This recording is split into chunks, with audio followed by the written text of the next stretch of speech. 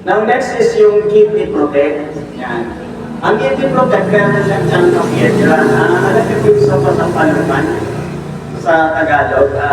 Sa pasampaluman, parang ang dahon na yan isang palo. Ganun yung itsura ng chunk of piedra. And very effective siyang stone breaker. Kaya kung may kidney stone kayo, maganda ng kidney protect natin. Kasi yung chunk of piedra, stone breaker siya. Now, yung 10 naman is anti-urolithiasis yan, anti-kidney stone. So, ibig sabihin kung existing na, piniprevent siya ng formation ng mas marami pang kidney stone. So, piniprevent na niya, prevent siya. Anti-edema, so kung nagmamanas ka, maganda din itong kidney protect. Sino sa inyo nagmamanas? May edema sa leg. Magkain ka lang ng maraming kanin at saka ng maraming gulat, mas balas ka na. Excess fluid. Kasi maraming carbohydrates and maraming salt in yung nagpapamanas. No? So yung bigay naman, mayaman siya sa anti-oxidant, tapos diuretic siya. So kung hindi ka makaihi kasi may UTI, maganda rin ito. Hindi gamot siya sa UTI. So trace minerals, so para mabalance yung mineralization or yung electrolytes ng body. So yan yung formulation ng kidney protect. So paano siya iniinom? Pag simple simple discomfort lang dito sa balakang. Kasi yan yung unang magiging sintomas, tanda natin. Pag meron kayo parang gawin lang, di ba yung kahit nakahiga ko parang ginaganyan dito, may problema ka. Kasi ang location ng kidney is somewhere here in the middle bar, pero ang discomfort niya is nandito sa baba. Laging masakit to. Tapos may kasama siyang anemia. Kasi once na nag-fail na yung certain portion ng kidney mo, hindi na rin siya nagpo-produce ng tinatawag na erythropoietin para mag-produce yung body ng red blood cells. So napaka-importante ng kidney natin sa dugo. Kasi kung nag-fail na yung kidney, maubos na yung dugo mo. Hindi ka na mag-produce ng new blood cells. Kaya ang red blood cells, 120 days lang yung lifespan. So that means, pag nag-fail na yung kidney mo, mas madami na yung namamatay na red blood cells mo kesa doon sa napoproduce ng katawan mo. Kaya nauubos yung dugo ng mga nag-fail ng kidney. So namamatay sila not because of kidney failure but doon sa pagkakubos ng dugo. Kaya pag hindi yan sinalina ng blood, ang pag-is mag-deteriorate. Ano sintomas ng anemia? Nalalagas yung buhok, nagdadry yung balat. Kaya kita yung mga nagda-dialysis, parang tao yung itsura. Ayun. Ganun yung magiging itsura. Kasi less na yung red blood cell count nila. Kaya importante na alagaan nyo yung kidney. Wala pa kayo doon sa renal stage case, no? Wala pa kayo doon sa renal failure. Alagaan nyo na siya. Kung may discomfort sa balakang, inuman nyo ng kidney protect. Tapos, pag yung ihi nyo, napapansin nyo, medyo darker siya. Kasi ang actual healthy color ng urine should be light yellow. So, pag nag-take ka ng vitamins na may B-complex, no, especially yung riboflavin kasi yellow eh. So, pag lumabas bright yellow yung ihi mo, that's okay with that. That is because of the B-complex. Pero kung yung urine mo, hindi ka nag-take ng vitamins, nagda-dark yellow siya, nag-orange, may problema ka. Lalo na kung nagkulay siya, may problema ka sa liver. So, yun yung mga indication na dapat natin tignan. Then, pagka nakikita nyo, may nagpupumi, bumupula, bumili, tapos masangsan yung naman. Pagkakita mo yan eh. Pag-ihi mo ganyan, tapos, naiwanan ko yung ihi mo, naiwanan yung touch.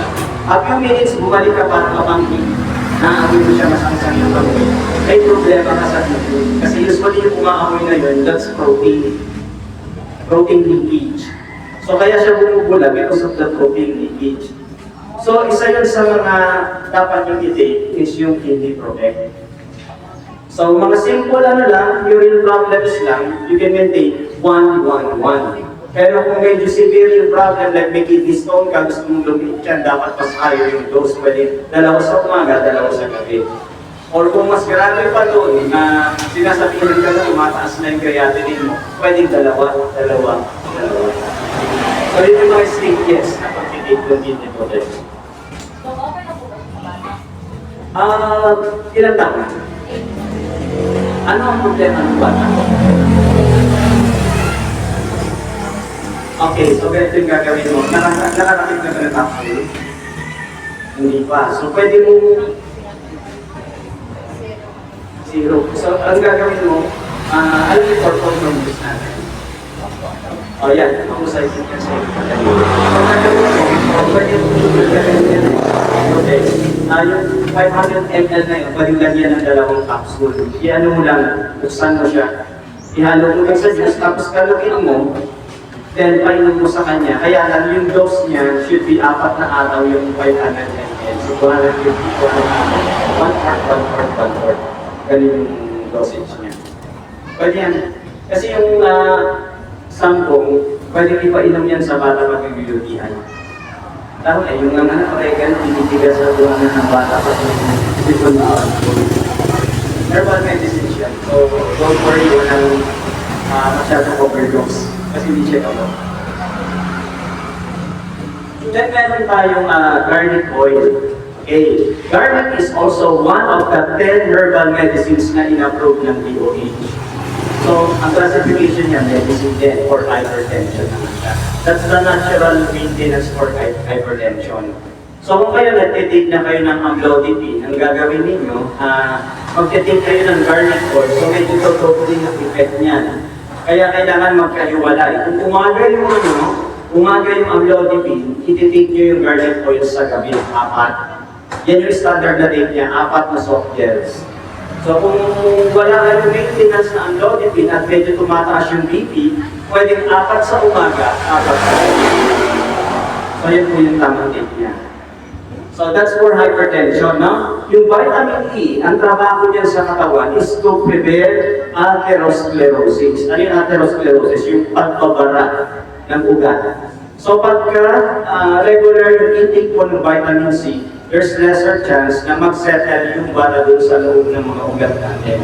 Kaya lang si vitamin E, para magawa niya yung function na yun, kailangan niya ng tulong ni vitamin C.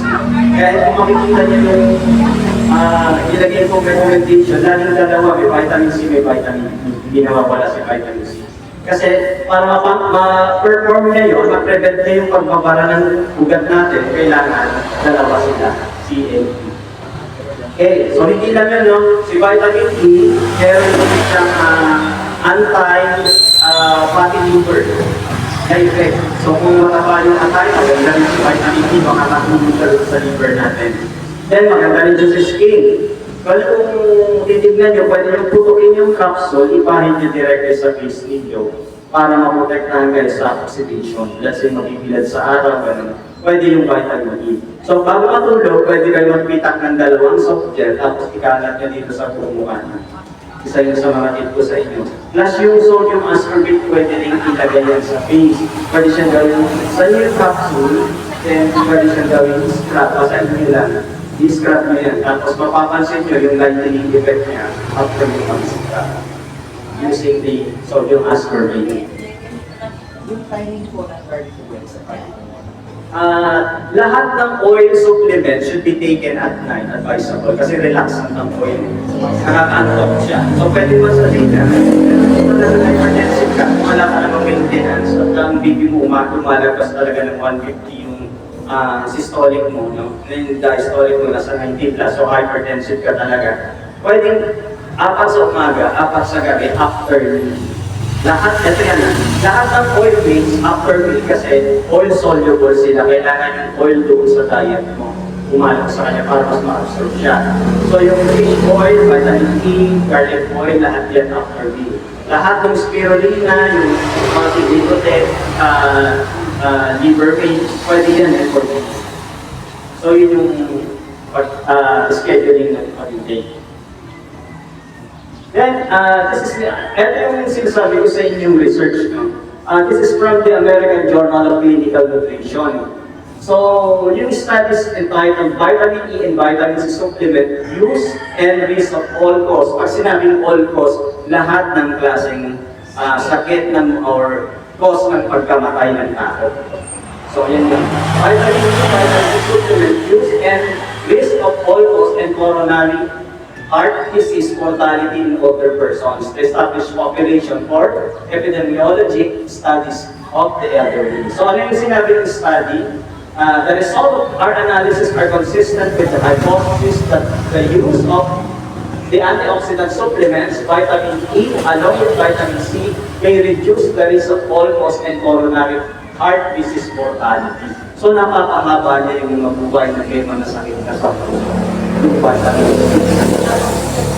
Kasi yung sabi, the American Journal of Clinical Nutrition. Ayaw ng mga cardiologists at dito sa study na ito. Kasi nawawalan sa isa yung mga maintenance meds na unahan.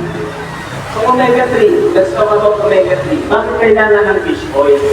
Kasi yung omega-3, ang fatty acids kasi, omega fatty acids, meron tatlong klase. No? Merong omega-3, omega-6, and omega-9. So ano yung mga functions niya mga yan? Omega-3 is actually anti-inflammatory. So yung heart attack, no, usually it happens during an inflammation. Yung bara lang kasi yung bara, 10 taon yan bago lumiit yung dinadaluyan ng dugo eh. No? Constant feeding ng cholesterol sa ugat, 10 taon yan bago magbara. Pero yung nagkaroon ka bigla ng inflammation doon sa area ng arteries mo na papasok sa puso, yun yung nagpo-cause ng heart attack. So napaka-importante yung omega-3 kasi siya yung nagpe-prevent yung inflammation na yun. So it translates to yung omega-3, nagpe-prevent siya ng heart attack. Kaya napaka-importante yung fish oil. Now yung omega-6, ano naman ang trabaho niya? Ang omega-6 naman is pro-inflammatory. So yan yung nakukuha nyo sa mga bangus, sa tilapia, sa ito. Di ba pinapakain ng fish yan? So mas mataas yung omega-6 yan. So pro-inflammatory naman yan. Nakaka-contribute siya sa heart disease. Kala natin healthy kasi fish eh. Pero hindi natin alam yung pinapakain doon sa tilapia at doon sa bangus feeds na. So mas tumataas yung omega-6 content ng mga isda, which is nagko-contribute sa pagpapara palalo ng ugat natin. Kaya we go for yung mga isda sa dagat na may kaliskis. Now, yung mga, tuyo? Ano na yung ginagawang tuyo? Hindi. Yung ginagawang tuyo, kasi ginagawang tuyo, yung sa liwan ng mga. Tapos yung salmon, yan yung matataas. Yung sa atin, salmon, sa taba ng salmon. Galunggong is mataas ang uric. Basta walang kaliskis, mataas yung mercury, mataas yung uric acid niya. So dapat may mga kaliskis. So go for, kaya nga sinabi ko yung ginagawang tuyo. Ayun, kasi yun, yung tao dito na tuloy. Kilala kasi so, ginagawa nito, nire-reduce niya yung triglycerides, no? Pinapababa niya yung BP. Kaya ganito yung gagawin. Kung may tinitig kayong aspirin, warfarin, or any blood thinners, tatanggalin niya yung blood thinner na yun sa medication nyo when you are taking vitamin E and fish oil. Kasi blood thinners na kung dalawa. Tatanggalin niyo yung warfarin at aspirin. Nagpe-prevent ito actually ng stroke. Kasi yung clotting, piniprevent ng fish oil, vitamin E, and early food. So the grapeseed extract, in terms of antioxidant activity, mas powerful siya kay vitamin C and vitamin E. So pag na-stroke na, di ba nagre-recover, doon siya maganda kasi tumutulong si grapeseed extract or si grapeseed oil na mag-dissolve ng clotting. So present na. So saan siya maganda? Yung mga cases na may thrombosis. Alam niyo po yung wala namang sugat pero nangingitim yung paa. Kasi may paradong ugat dito, yan, kung sa grapeseed oil. Kasi nag-dissolve siya ng clotting. Tapos kung merong nagkaroon kayo ng case ng stroke, na mild stroke, hypertensive, no? Maganda rin si grapeseed oil para makagat pa yung agrave ng stroke niya. So, marami na benefits ito na ng grapeseed. lahat ng benefits ni vitamin C at saka si vitamin E na-provide din ng Great Seal Extra. Kaya lang may iba pa namang function si CFE. So kahit kung pag-nag-take ng Great Seal Extra, okay lang nagagagan yung pa siya ng C at saka ng E. Kasi may ibang function pa sa CFE na nagagawa. Bukod dito sa function ni Great Seal Extra. So, it reduces swelling. So, pag may pamamaga, let's say may injury ka, namamaga, maganda yung Great Seal. Nagre-review ka dahil may exam ka, maganda siyang pang-enhance ng memory. Kasi yung ibang pinitin niya yung blood, usually kasi yung mga matatanda, mapapansin niyo yan, meron tinatawag kayo, parang namumutik yung gilid ng mata. Yan yung tinatawag namin sa iridology na cholesterol ring. Tapos doon sa taas may arcus cineris, yung parang arco, doon sa ibabaw ng mata. So, ibig sabihin nyo, hindi na maganda yung dalo ng dugo sa ulo. So, pag nakakitaan nyo ng gano'n, binibigyan dapat ang basic extra para mag-improve yung blood flow sa brain. At tulad ng mga nagdadialysis siya, yung mga makatayo yung mahusay sa basic para mas lalong mapaganda yung daloy na blood. Ang next is yung beverages natin. Okay, ano ang purpose ni purple corn? Si purple corn actually, pinakamataas yung antioxidant niya sa lahat ng beverages, sa lahat ng drinks. So, mahusay siyang pan-detox. Ano ba yung detox niya? Number 1, si kidney. So, kung magdadialysis, ito yung bibigay natin. Purple corn juice. Yan, so, di ba makakita kayo ng mataas yung urea, mataas yung uric, mataas yung UN, yan. Mapapababa yan ang purple corn juice. Kaya para sa kanya yun. Now, yung purple corn natin, hindi lang naman purple corn yung laman, may mangosteen din siya, meron siyang guyabano. So, maganda rin siya sa mga bukol, sa katawan, sa mga may myoma, sa mga may PCOS. Yan yung gamit niyan. So, maraming natutulungan na pasyente kasi mas sa dami ng ingredients niya, nagtutulong-tulong sila, nagsisynergize sila para i-address yung root cause ng problem. So, hormonal imbalance, maganda rin si purple corn juice. Kaya yung kung nagko-call center, tapos nagkakaproblema sa menstruation, ito yung bibigay. Hormonal imbalance yun. Wala kang question dito, purple corn. Okay, may cancer. Meron goiter. Meron bukol sa dibdib ka, hindi naman cancer, pwede siya. Basta may bukol sa katawan. Mahusay siya. Ang colon cancer is ganito ang gagawin. Pag colon cancer kasi, tapos hindi na pumupupo, hindi na rin na-absorb yung mga nutrients. So, kailangan mapapupo nyo muna, kaya ang ginagawa namin, binubomba muna ng colon cleanse. Now, ganito, pag yung colon cleanse kasi inumin mo yun ng 3 times a day, that's hindi ka pumupupo, 3 times a day mo siya inumin, wala ka munang inumin na nutrients. Kasi ipapanyalan mo ang mga alaba. So, dapat, kung gusto mo mag-ito, kasi pag-tulong sa siya sa araw, magkatakalit ka din. So, kinabukasan nun, pupupo na may tumataba, tapos mahaba, nakalukan sa tubig. Kung may kamay lang yan, makikita mo inaabot yung gano'n. Ganun yung pupo mo, no? Yung healthy kasi yung pupo mayaman sa fiber, nakalutan sa tubig. Kaya yung pag ang pupo natin lumulubog sa tubig, ibig sabihin matakaw tayo sa protein. So, hindi balancing food. Isa yun sa causes ng constipation.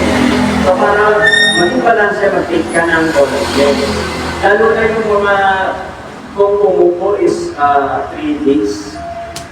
Yes, nagkakaroon yun ng contamination na yung bacteria ng colon, yung bacteria ng dumi, umaabot na sa dugo, sumasakit ng ulo. Ganun yung nararanasan ng mga hindi dumudumi araw-araw.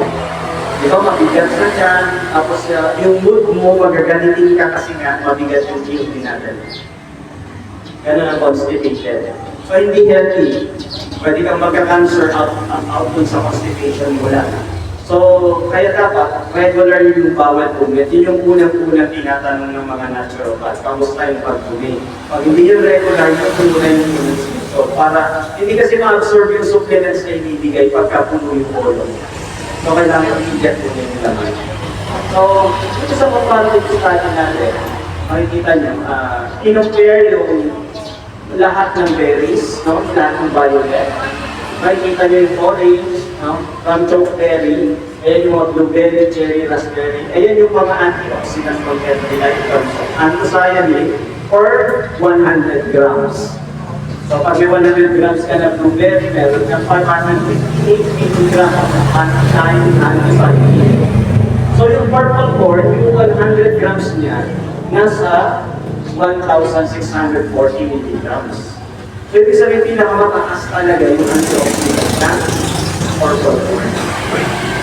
Kaya pag sa may purple corn juice ka, maganda yung detoxification ng katawan mo. So ito naman yung Frutacell. Ang pagkakaiba nila, no, kasi baka malito kayo, yung Frutacell at saka purple corn, ano ba dapat yung ibigay ko? Okay, ang Frutacell kasi, covered niya hanggang ubo, hanggang bones, no, hanggang tissue. So pag ang problema is nasa buto, mas maganda si Frutacell ibigay compared kay purple corn. So yun yung mga pagkakaiba nila. So, pag general health ang pag-uusapan, mas broad yung laman ng Frutacell kasi 15 yung ingredients niya na puro balat ng fruits ang inilagay. So, pagka yung balat kasi ng fruits ang inilagay, nandun yung pinakamayaman na antioxidants. No? Pang-detox din siya, yes, katulad din yung purple corn ng detox. Kaya, ano yung difference nila? Ano ba yung i-take ko? So, ganito lang, kasi pag may bukol sa katawan, no, mas maganda si purple corn. Pero kung may mga problema sa buto, mabagal yung regeneration ng sugat, no, mas maganda si Frutacell. Kasi si Frutacell, overall yung effect niya. From hair up to the bones. Yan yung benefits ng Frutacell. So, nakuha ko, yun yung mga pagkakaiba niya. Ano po ba yung function niya? Ito, nag-boost din siya ng immunity. Pwede mas maganda yung tulog ko pag Frutacell compared to purple corn. Mas maganda. So yung insomnia mas favorable na itulong si Frutacell. So nag-increase siya ng energy level. So pag naghihina, yan. Pagkagising mo pa rin sa umaga, pakiramdam mo pag-iod ka na ay kagigising mo lang. So low energy, no? Magandang inumin yung Frutacell. Then supports heart health, supports digestive health, delayed aging. So, si Frutacell, mas magandang i-partner kung gusto mong magpaganda. At i-delete mo yung glutathione with vitamin C. So, yan yung mas magandang i-combo mo kay Frutacell, yung vitamin C with glutathione. Para talagang makita mo yung anti-aging effect niya. So, isang sachet niya, tapos 6 na capsule yung glutathione, tapos umaga lang sa gabi. Para makita mo yung pabata ka ba, magiging ka. Okay, ito yung mga bago natin uses. So, meron tayong Marvelous Barley, 10-in-1 juice blend. So, ito po yung mga components niya. Kung titignan nyo, meron tayong barley, spirulina, moringa, paragis, no? Mangustin, guyabano, blueberry, cucumber, lemon, and stevia. So, ito okay ito sa mga bata kasi ang effect niya overall. Pang-detox siya, no, pang-deliver ng nutrition sa katawan. So, yun yung nagagawa ng barley juice. Now, ito yung sumunod na juice natin na bago. Red apple. So, ano yung kakaiba ng barley sa red apple? Si barley is basically more on detoxification. Detox ka. So, kung may kidney stone, mas favorable itong si barley ilmen. Kung may gallstone, mas favorable itong ilmen compared kay red juice. Now, ano naman yung purpose ni red juice? Si red juice kasi, kung titignan mo yung components niya, ayan. Red apple, mangosteen, berries, carrot fruits, no? And guyabano. Puro pulang fruits yung nilagay. So, mayaman siya sa anthocyanin, mayaman din siya sa lycopene. So, isa sa mga things na natutulungan ng red apple is yung prostate enlargement. Mahusay ito. Now, bukod doon, mahusay din itong red apple kapag meron kang cancer. So, ikukumpine nyo yan sa purple corn. Hindi, pwede umaga si purple corn, bandang gabi si red juice. Iyan nyo, pwede yung diversify, no? Pwede pag combine. Pwedeng gawin siya tanghali, sa gabi naman si Dr. Huwag kayo matakot mag-recommend na umaga, tanghali, gabi. Pag may cancer ka, the more supplementation na dinitake mo, mas malakas yung katawan mong lumaban sa cancer cells, mas hahaba yung buhay mo. Hindi man ma-solve yung cancer sa katawan mo, pero mape-prevent na ng mga supplementation, yung metastasis o yung migration ng cancer. Kaya mas marami ang ito ng Orcolcore, ng Putacel, ng mga diseases na katulad ng red apple, nape-prevent yung pagkalat. So, yun yung kagala.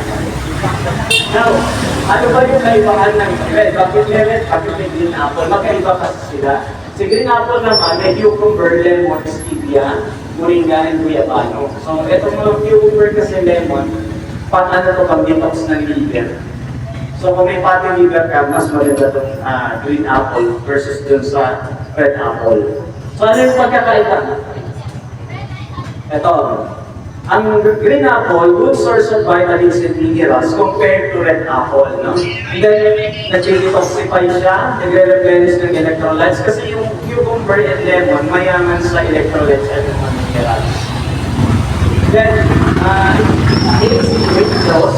Maganda siyang pampapaya, no? Improves digestion and prevents constipation, enhances skin glow and fights acne. So yung mga bata nakikita niya nagtatagyaw at green apple yung bibigyan niyo.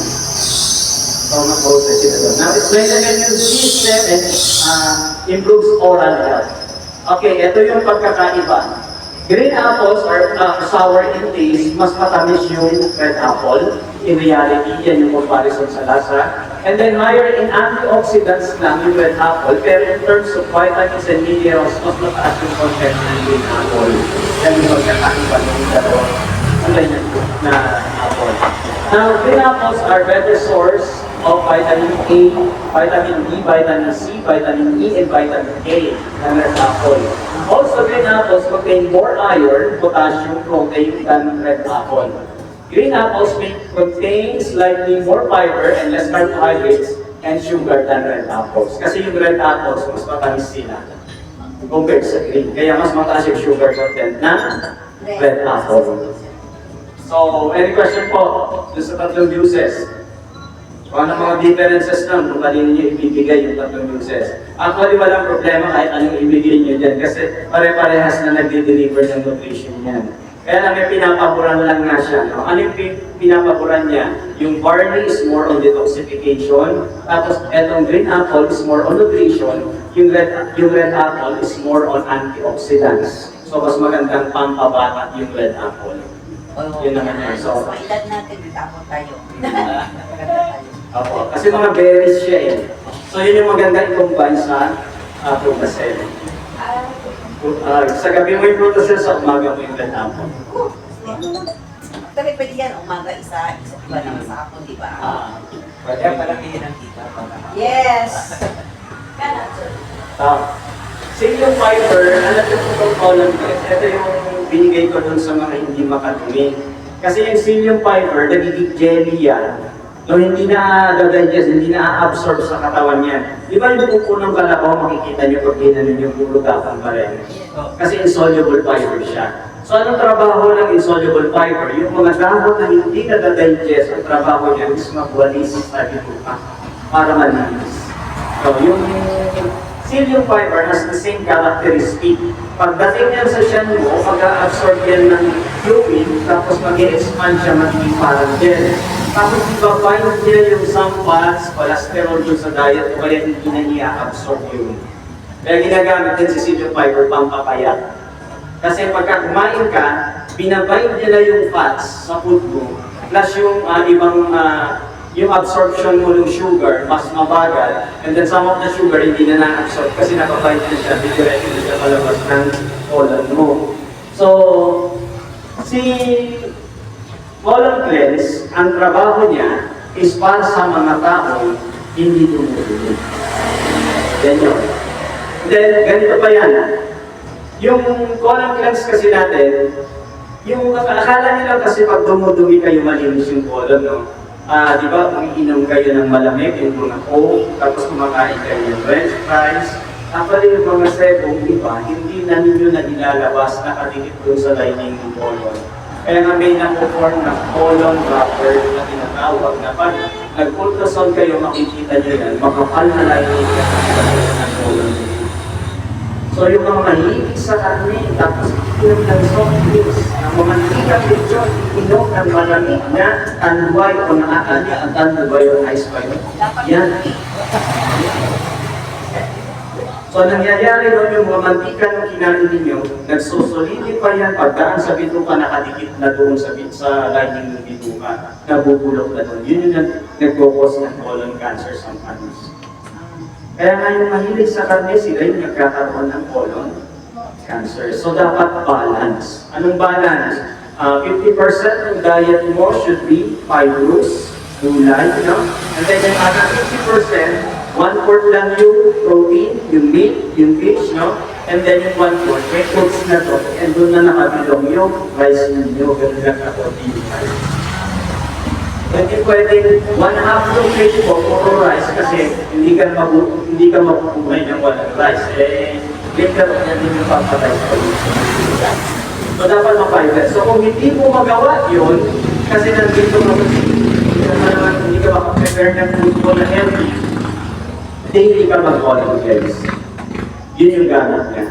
Para matulungan kang mailabas lahat ng toxins sa food mo, then maging malinis yung colon mo, then yung colon rubber mo, mailalabas mo yun. Constant use lang ng colon-cleanse. Okay, so wala na kung tanong dito sa colon-cleanse. Ano ba? Yung nangyari sa akin, yung nagpapalabas ako, tapos 2 araw naglabas, tapos pangatlong araw, nag-stop. Yung nag-stop na-try ko na 3 beses ko na puro face pero hindi ko. Hindi, kasi ano yun eh. Kung hindi dumating yung product yun po kasi. Pero, ang ganda lumabas. Kulang. Kasi kulang ka sa fluid. Kulang ka sa water. Tandaan nyo, ang pagdumi natin nakasananay sa dalawang factors. No? Yung fluid intake should be adequate, and then adequate din dapat yung fiber sa diet. So pag umiinom ka ng colon cleanse, dapat malakas kang uminom ng fluid para hindi mo maipupo. Kasi kung tinipid mo yung tubig, magsusolidify lang din yan, matagal yan bumaba. Kasi hindi siya jelly siya eh. So ibig sabihin pag jelly ka, tapos yung hindi ka masyadong basa, may tweet ka. So yun yung nangyari sa'yo. Nagtipid ka ng tubig.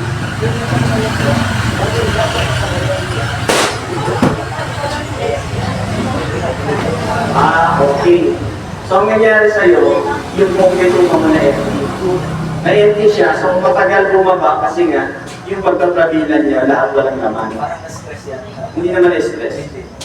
Natural lang yun pagka yung less fluid ka kasi na-dehydrate ka eh.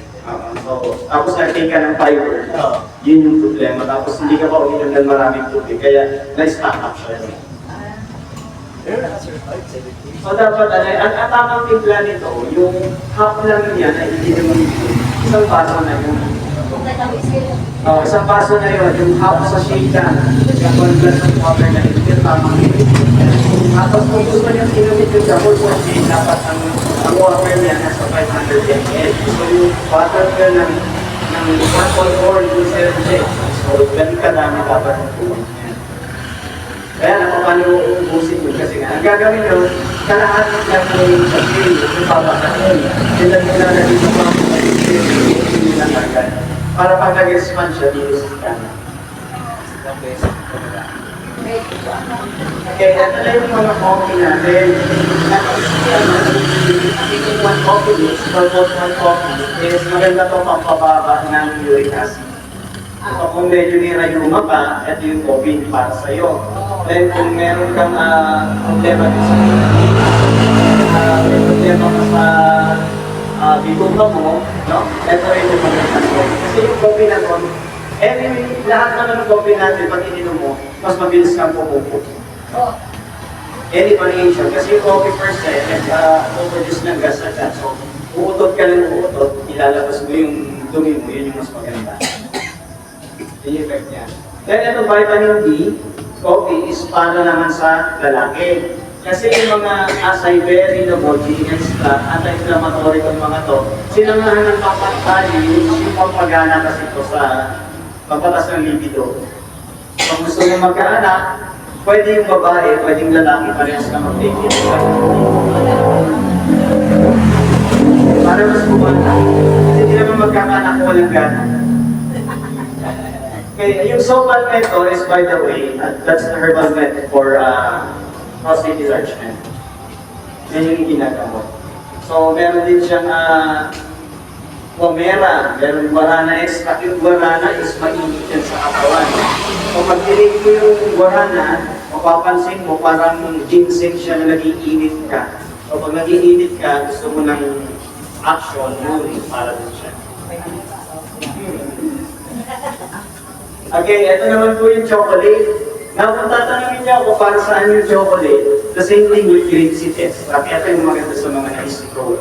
At saka yung nai-stroke pa lang. Yung combination ng grape seed extract at saka itong chocolate, tignan niyo po yung mga components niya. May gotocola, ginkgo biloba. These are blood thinners. So, pangpanipis siya ng dugo para mag-prevent ng clotting, dahil mas maganda yung daloy ng dugo sa isang dugo. Kaya pag nagre-review yung bata, ito yung mas magandang lang inumin. Pag nakakalimutan na yung mga senior citizen, ito yung mas magandang inumin nila sa gabi. Para ma-prevent yung pagiging makakalimutin, dementia, Alzheimer's. So, at choco. Then, meron tayong streaming coffee. No? So, kung gusto mo magpa-slim, mag-diet muna. Yan yung first advice. Disiplinahin yung sarili sa diet. Then, yung mga bata kung streaming, makakatulog yung streaming. Keto, streaming vitamin C. Plus, ito yung kakatulog nyo para mas mabilis ka din sa diet. Kasi lang yung component, alternative, meron siya, kasi yung ammonia, and then to coffee na to, meron pang maganda rin sa balat. So, meron dito tayo, and may collagen na siya. Now, paano mas lalo ang gaganda, no? Samahan mo pa ng collagen coffee. So, ang gagawin mo, ito yung pang-umaga mo, then magbigyan ng vitamin C na mataas o yung may gluta. Tapos, ang pang-merienda mong kape is yung nauna, which is yung sleeping. So, combine mo, iba-iba, para sleeping sa umaga or bandang hapon naman yung collagen. Basta yung dalawang coffee na yung kailangan mong matik kung gusto mong gumanda yung skin mo. Tapos sabayan mo ng mga products na glucosel, sabayan mo ng vitamin C na tayo. Yan. Ang maganda sa loob. Etong chia seeds, no? Napaka-nutritious ng chia seeds. One of the superfoods nitong chia seeds. Kasi si chia seeds, kung hindi ka nagtitik ng fish oil, pwede na itong chia seeds kasi mataas din yung kanyang omega-3. Tapos, mataas din yung fiber niya. Pag hindi ko ininom kagad yung kape mo, mapapansin mo si chia seed, nag-e-expand. Na parang ano din siya, parang yung fiber din siya, nag-e-expand siya. At pampadulas siya pag dumumi ka. Maganda rin yung pagdumi mo pagka lagi ka nagtitik ng chia seeds. So, heart protective siya. Protected din siya sa brain kasi because of the omega-3 content niya mataas. Now, ito na yung mga personal care natin, no? So, medyo self-explanatory naman yung personal care, no? Dadaanan lang natin. Yung eye care is ginagamit yan pagka dry eyes ka, tapos kung babad ka sa cellphone, medyo namumula-mula yung arteries ng mata mo. Makikita mo yung pag gano'n mo sa salamin, medyo pula-pula yung ugat ng mata mo. Kasi nabuburn yan because of the blue light ng cellphone. Kaya dapat yan, twice a day ka gumagamit ng eye drops pagka expose ka sa gadget. Now, hindi lang yun na because of the mineral content niya, nape-prevent niya yung pagkalat ng cataract, no? And then at the same time, napapaurong niya yung iridium. Constant use lang. Hindi naman isang patak mo lang, uurong na siya. Kailangan tuloy-tuloy mo siya gamitin para ma-prevent niya yung development ng cataract and iridium. Now, etong tropical powder oil natin, no, massage oil na siya for pain. Then at the same time, maganda siya sa mga cellulitis. No? So yung mga dito ng mga kababaihan, yung mga cellulitis niya. So, doon ilalagay. Then, meron na rin siyang in-infuse na aromatherapy. So, pagka ginagamit mo siya, mas maganda yung tulog mo pag naaamoy mo. So kaya pagka hindi makatulog, makakatulong din yan, ilalagay dito sa may dibdib at saka dito sa may likuran. Para pag naaamoy mo yung scent niya, nare-relax ka, mas maganda yung magiging tulog mo. Ayun nga, cortical powder oil. Now, meron tayong soothing liniment, 180 lang siya. Yung soothing liniment naman, para sa rayuma at saka para sa mga nag-exercise, pag may lactic acid build up, yan yung magandang ipahid. So masakit yung tuhod mo, masakit yung hita mo, ilalagay mo siya doon. Kasi liniment siya. So analgesic, kumbaga man, pain reliever siya. So ito naman yung magnesium oil. So yung magnesium is a very important mineral na maraming function. No? Paano malalaman na magnesium deficient ka? Ang unang sintomas niya, nagka-cramps ka, nagmuli ka. So pag may pulikat ka, may insomnia ka, may unexplained sugar elevation and BP elevation ka, medyo nag-high blood ka, nagtataas ang sugar mo. These are magnesium deficiency symptoms. So kulang ka lang sa magnesium, hindi ka pwede pinigyan ng diabetic ka. Kasi may mga diabetic-induced magnesium deficiency. Pinigyan lang ng magnesium na wala ng diabetes. Kasi sa mga symptoms is pagtaas ng sugar. The same thing with hypertension. Pag umo-over ng calcium, ang nangyayari, di ba, nagtitig ka ng alpha plus, calcium, 600 mg. Pag walang magnesium na counterpart yun, yung calcium napupunta sa arteries, napupunta sa muscles. So nagtatighten, kasi constrictor ang calcium. Ang magnesium, tinggal relax siya. So yun yung function ng magnesium sa body. So your heart is a muscle, no? It both consumes magnesium and calcium in equal proportion. Kaya may problema kapag nag-take ka ng calcium, magpapalpitate ka talaga. Ang Lodipine, gamot sa high blood, calcium blocker siya. Pine-prevent niya yung pag-absorb ng calcium sa body mo kasi nga, yung calcium is nakaka-high blood. Tandaan niyo po yun. So, ano lang yung natural na nakaka-check kay calcium aside from unloading yung mga medication na yan? Magnesium. Kaya nga sa alternative medicine, pagka high blood na, pinapal-stop namin lahat ng calcium na supplement, tapos pinapamit namin or binibigyan namin ng magnesium na transfer mo sa balat. So ito yun. Now ano pa nagagawa? Since ang magnesium is relaxant, so kung may sore, may ache ka, may pain ka dun sa area, naririnig din siya ng magnesium. Kasi yung blood flow nag-i-improve dun sa area, napapahiran mo ng magnesium. So yung rayuma, nakakatulong siya dyan. Yung insomnia, nasusod niya yan. So kung hindi ka makatulog, magpahid ka ng magnesium oil. So yung mga batang, ang ginagamitan namin dyan before, kasi gumawa ko ng studies nung nasa nagkapatas ko lang po ang primary study ko sa magnesium deficiency, no? And its application. So sa mga application namin is yung mga malilipat na bata. So di ba nakita niyo takbo yung mga may ADHD, takbo ng takbo, tapos nagwawala. Ginagawa namin, pinapahiran namin ng magnesium oil yung likod, no, yung katawan, yung mga braso. Tapos mapapansin niyo 30 minutes, nakatulog sila. Yun yung effect ng magnesium oil. Kasi hindi naman namin pwede ipatik sa kanila ng pill kasi bata pa. So, napakagandang product nitong magnesium oil natin. So, may isa pang technique, no? Yung magnesium chloride kasi, which is the formulation ng magnesium oil natin, meron siyang micro-peeling effect. So, anong ibig sabihin ng pag makapal yung dead skin cells mo sa skin mo, natatanggal niya yung dead skin cells na yun. So, let's say, makapal yung kalyo sa paa, no? Pag nilagay mo sa face, mapapansin mo yung wrinkles mo nagre-lessen. Kasi natatanggal din yung dead skin doon. Marami siyang gamit. Pwede mo siyang explore. Pag may glaucoma, ito, nilalagay siya sa face kasi para ma-prevent yung paglala ng glaucoma kasi hypertension of the eyes and glaucoma. So, dito ilalagay sa mukha pag glaucoma, yung magnesium oil. So, marami siyang gamit, no? At actually, I can talk about magnesium the whole day kasi yan yung pinaka-core ng study ko, yung pinaka-core ng dissertation na ginawa ko. Kaya lang, kawawak naman tayo kasi medyo madilim na kawawak tayo. Okay. So, ito na. Grabe may limit. pain reliever naman siya. Ang kagandahan niya is roll-on siya. Napaka-portable niya, pwede ilagay anytime, pwede ilagay sa pocket mo. Then kung nai-stress ka, kaskas mo lang siya dito sa batok mo, kaskas mo siya dito sa forehead mo, marirelax ka. Then pwede mo rin siyang amoy-amoyin na ganyan kung nahihilo ka para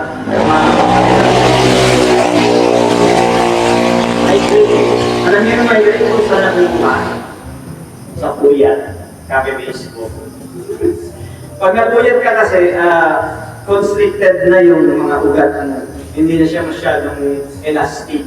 Yun yung effect ng puyat. Kaya, ang mangyayari, hindi maka-active yung dugo, masakit lang dito sa isang part ng head, kalahati lang dito, tsaka dito sa batok. So, ito yung magandang gamitin. Pahid siya dito, pahid siya dun sa may area ng pain. Maririnig din yung migraine. Sana pagkakaiba ng mga oil-based na analgesic natin in aromatherapy versus dito sa mga rap. Ang rap kasi is hindi siya oil. Petroleum siya, no? Parang yung petroleum jelly. Naalala niyo po yun? So, mas maganda siya pagka yung sa irritation ng skin, kasi nag-allergy. Ito yung binibigay. Di ba sa baby petroleum jelly yung nilalagay pag nabababad sa init? So, ito yung gamit niya. Pag mas sensitive yung skin mo, mas advisable nito, rub na ilagay. So, parehas lang ng gamit. Kung may pain ka, may sipon ka, maganda siya dito ilagay at saka sa likod. Nakakarinig siya ng symptoms ng trangkaso, yung mga pain, no, during the time na nilito ka. Then, may dalawa tayong flavor, isang eucalyptus and then meron tayong orange. So, depende na lang sa preference ninyo. Kung ano yung mas gusto nyo, mas gusto mo ba yung eucalyptus, no? Or mas gusto mo yung orange scent. Then, first now, yung orange scent, ayaw siya ng lamok. So, kung may mga mosquito sa area ninyo, pwede yan yung maamoy ng lamok, lalayuan nyo. Apo, eucalyptus. Yan, ito orange. Okay, meron din tayong baby oil. So, yung baby oil, self-explanatory na yan, no? Kung grabe yung may na-check up ako kahapon ba yun or nung isang araw na nag-scaling na yung kanyang paa na may lumanas. Ano kaya yun? Ay, oo, yun siya. Nakalimutan ko yung sabihin na maglagay ng baby oil dun sa kanyang paa kasi nagpabalat-balat skinny yung skin niya. So, yun yung mga gamit kasi nito. Moisturizer siya. Now, meron tayong 4 na klaseng sabon. Yung 4 na klaseng sabon, ito yung whitening natin, yung Kojic. Yung Kojic kasi may whitening effect siya. So, nagtatanggal siya ng dead cells. Pwede naman dalawa yung soap mo. Di ba makapawisan ka sa umaga? So, mas kailangan mo yung antibacterial na soap sa umaga, then yung whitening sa gabi mo gagamitin. Kasi medyo may pagka-photosensitive si Kojic acid. So, pag ginamit mo yan, hindi ka pwedeng makakapan ng walang sunblock. Yan yung Kojic acid. So, kailangan may sunblock ka or nakapayong ka. Ha?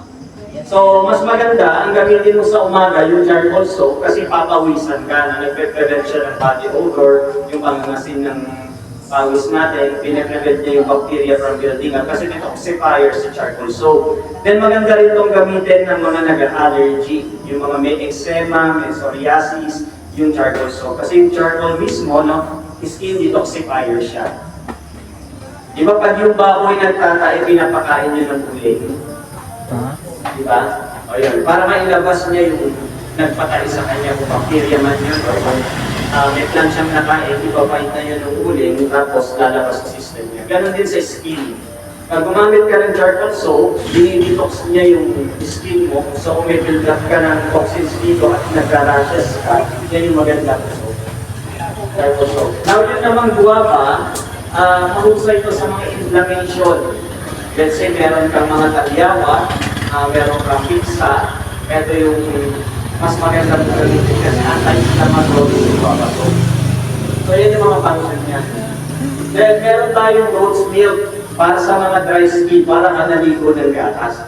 Bali yung mga secret nila Cleopatra noon, yung kanilang swimming pool tulong ng gatas kung sila nagpapabad for 30 minutes to 1 hour. Kaya well moisturized, napaka-pretty skin. So pwede naman mangyari sa inyo yun kung gagamitin nyo yung goat's milk with glucosone natin. Maganda, kung gusto mo beauty regimen, pag umaga mo na lang yung moisturizer, pang gabi mo yung whitening, yung boric acid. Pag umaga mo yung rose petal, kung gusto mong pampaganda siya. So, pwede siya kahit maarawan. Pwede naman kasi ang isang tao may dalawang klase soap, isang moisturizer, isang whitening. Then, depende sa type, kung ikaw yung prone sa acne, no, estudyante ka pala, marami kang acne, ang mas magandang sabon, guwaba sa umaga, tapos coating sa gabi. Kasi si coating nakaka-dry din siya ng pimples kasi may antibacterial effect si coating acid soap. Okay, so may questions pa po kayo sa ating mga product?